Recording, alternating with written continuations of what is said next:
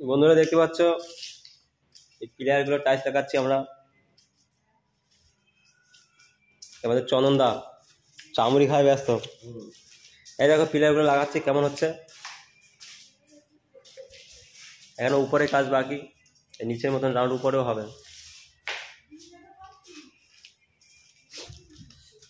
ভালো লাগলে লাইক করবে, কমেন্ট করবে, শেয়ার করবে। পুরো কমপ্লিট পর ভিডিওটা ভালো লাগবে কি এডিট মিনিট করবো, রানিং মিনিট করবো বুঝলি। রানিং তো ইনস্টাগ্রামে রানিং হয়ে যাচ্ছে, দেখেছিস না ডাইরেক্ট। হ্যাঁ